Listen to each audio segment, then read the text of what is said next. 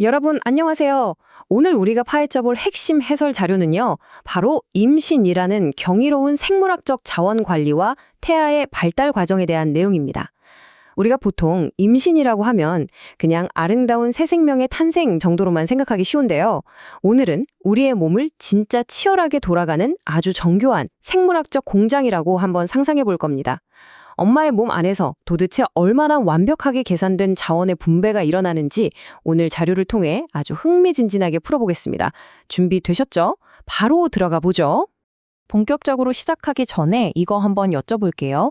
혹시 태아의 철분 농도가 엄마보다 훨씬 높다는 사실 알고 계셨나요? 진짜 놀랍지 않나요? 소위 말하는 이기적인 태아라는 생물학적 생존 메커니즘인데요. 태아는 자기 자신의 생존과 발달을 위해서 엄마 몸 상태가 어떻든 간에 진짜 엄청난 양의 자원을 쫙쫙 끌어당깁니다.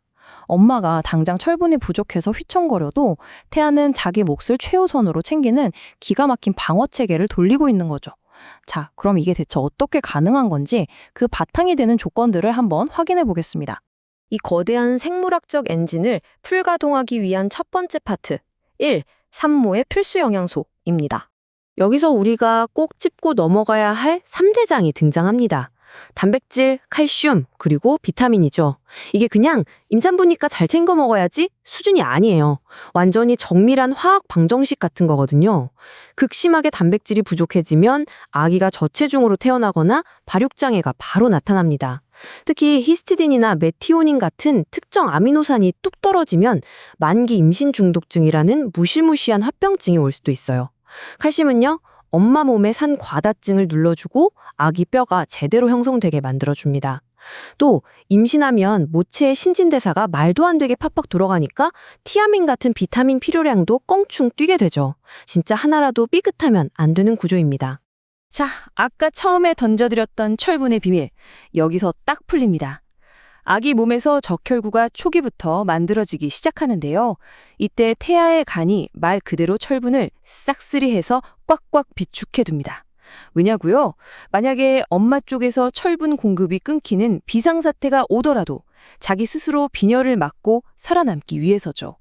이게 어찌나 강력하고 일방통행인지 아기한테 한 번 넘어간 철분은 엄마한테 다시 돌아오기가 진짜 어렵습니다.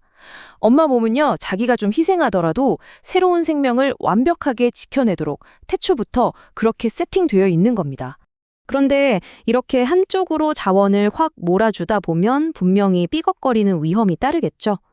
두 번째 파트, 2. 임신 중독증과 식이요법입니다. 임신 중독증, 이름부터 벌써 좀 무섭죠?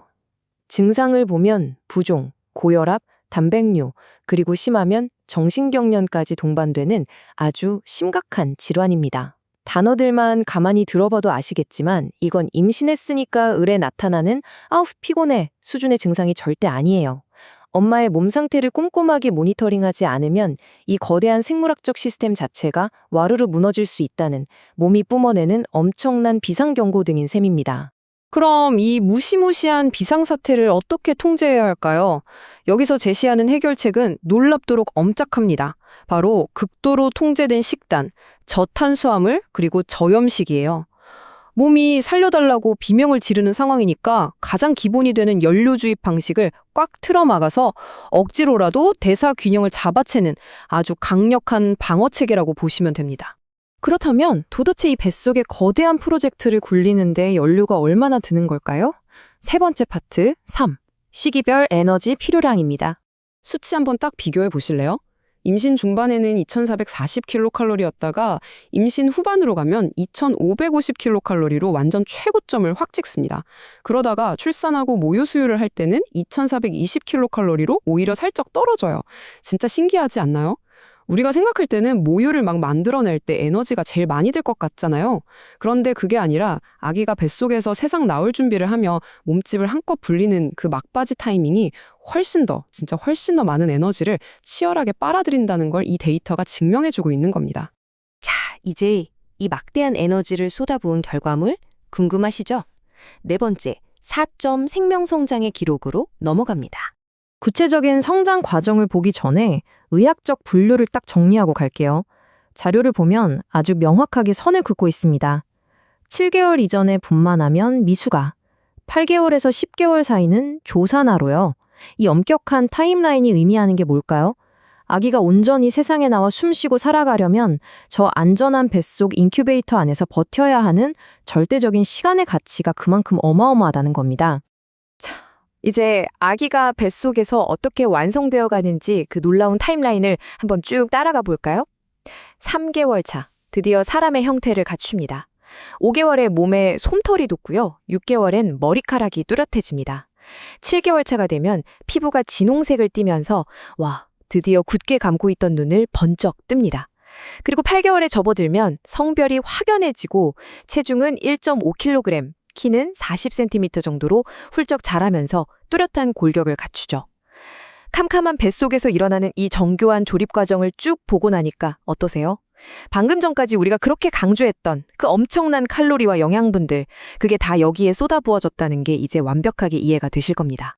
그리고 기나긴 산고 끝에 출산을 하고 드디어 생후 1년이라는 아주 실용적이고 극적인 전환점이 찾아옵니다.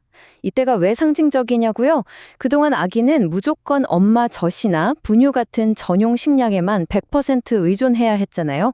그런데 딱 1년이 되는 이 시점부터 드디어 마트에서 파는 일반 시판 우유를 먹여도 무방해집니다.